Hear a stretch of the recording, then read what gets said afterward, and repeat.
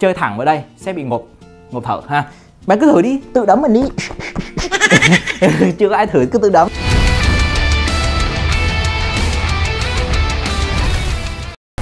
Hi, xin chào quý vị và các bạn, mình là Vinh Công Phu. Bài hôm nay mình sẽ chỉ cho các bạn một số điểm yếu trên cơ thể để chúng ta đánh vào nó sẽ hiệu quả hơn khi mà chúng ta tự vệ thực chiến. Đặc biệt là không phải đánh đâu cũng được, mà chúng ta đánh vào những điểm yếu. Hôm nay mình có thằng đệ này, hôm nay đập thoải mái. Đó, hôm nay mình sẽ chỉ cho các bạn đánh vào những điểm yếu trên cơ thể đây. Thằng này bạn nhìn thoải mái này.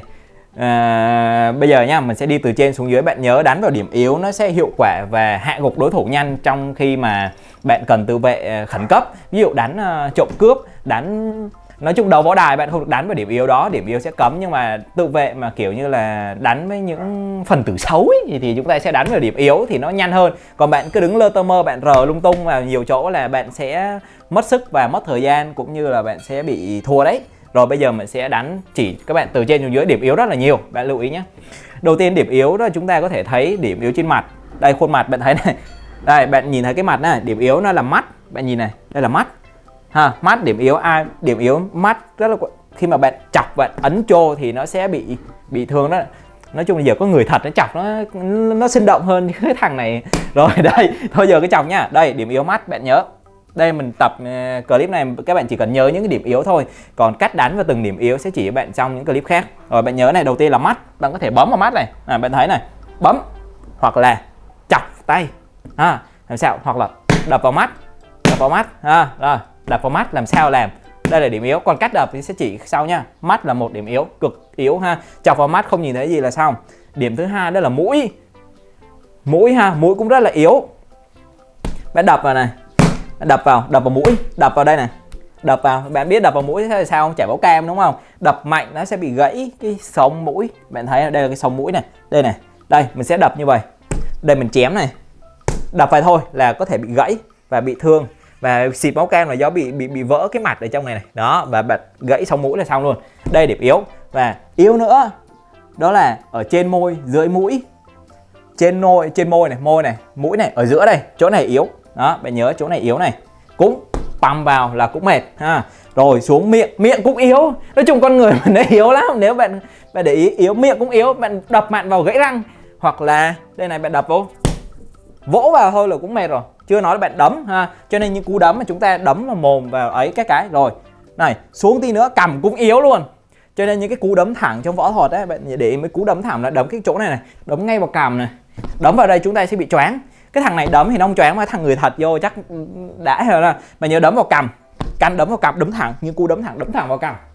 Đấm vào đây là choáng này, bạn thử đi, đấm nó bị choáng lên đấy ha. Đó, cho nên từ trên xuống là thấy yếu xìu rồi đó. Mắt này, mũi yếu này, môi miệng cũng yếu này, cằm cũng yếu. Đấy, nguyên phần này yếu. Vỗ băm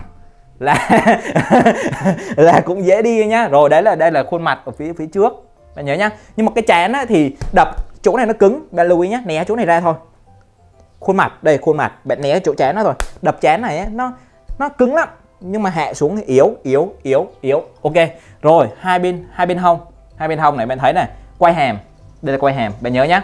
Giờ mình đang về, nếu mà đi từ trên xuống nó là thái dương trước, huyệt thái dương. Đây, bạn đấm qua những cái đòn đấm vòng, bạn đấm vô thái dương. Đây là thái dương, bạn nhớ cái chỗ này, cái chỗ mà mấy ông mà hay bị ốm hay dán salon bát dán cao vậy đấy. Đấy, chỗ thái dương này, đấm vào sẽ bị choáng. Đây nhé, này đấm vả vô không được, nó sẽ bị choáng ha.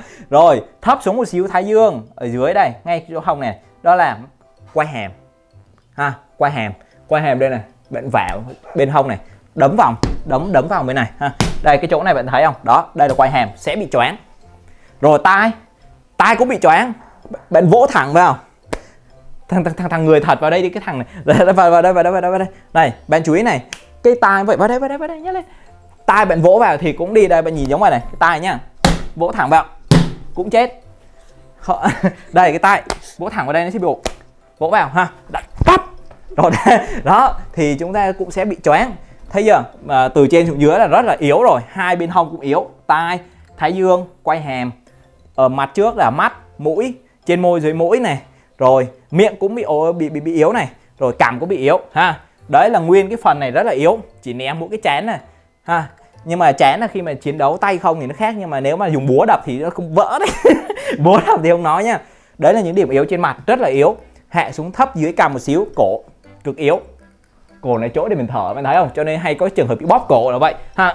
Phang vào cổ là khỏi thở, là đi luôn á. Đó, cổ rất là yếu. Nguyên phần trên xuống, rồi tiếp tục xuống phần dưới này ít hơn. Ít hơn, nhưng mà nếu mà bảo huyệt đạo thì nó rất là nhiều huyệt đạo, nhưng mà nếu bảo điểm yếu thì nó có cái điểm yếu này, bạn chú ý này. Ở đây nó có cái chỗ này gọi là huyệt chấn thủy, gọi là chấn thủy đó ha, đơn giản gọi chấn thủy. Nhiều bạn không biết chấn thủy ở đâu. Đây, chấn thủy đây. Cái thằng này nó có body rõ này, như vậy bạn dễ hình dung này. Dưới ngực, đây là ngực, dưới ngực. Này, ở giữa hai ngực, ở giữa nha, nó có cái chỗ lõm ở đây. Ở trên cơ bụng, ở trên bụng và dưới ngực nó có cái chỗ lõm ở đây, đây gọi là chấn thủy. Đó, bạn cứ ướm tầm này. Người thì cứ tầm này, giữa này. Bạn chơi thẳng vào đây sẽ bị ngộp thở ha. Bạn cứ thử đi, tự đấm mình đi. Chưa có ai thử, cứ tự đấm đi. Đấy, đấm ở đây, yếu ha. Đấm đây không yếu, đấm đây không yếu. Nó có cơ bụng, đấm vào đây nó bật ra không được. Cứng, chỗ này cứng, chỗ này cứng. Nhưng mà chỗ này yếu. Nó mập hoặc nó đô cái nào chỗ này vẫn yếu. Bạn nhớ nhá, đây thì gọi là điểm yếu mà ha. Rồi, chưa nói là những cái điểm chặt ở hai bên cổ đó. Nãy chặt giữa, rồi chặt hai bên cũng yếu. Và chặt sau gáy. Bạn thấy này, ở trên đầu, chỗ này cứng này, trên này cứng, dưới này yếu. Dưới này có não. Và ở đây là sẽ bị xỉu. Cho nên trong phim bạn thấy hay bột phát xỉu. Bạn thử đi, choáng đấy. Từ đây xuống đây cũng yếu. Khu vực này, nói chung khu vực này, né chỗ này đây nhá. Mấy ông né đập chỗ này ra, đánh chỗ này nguy hiểm chết người đấy. Không được đánh chỗ này. Nhưng mà nó là điểm yếu, bạn phải biết thôi. Biết thôi, đánh sao tùy nhá.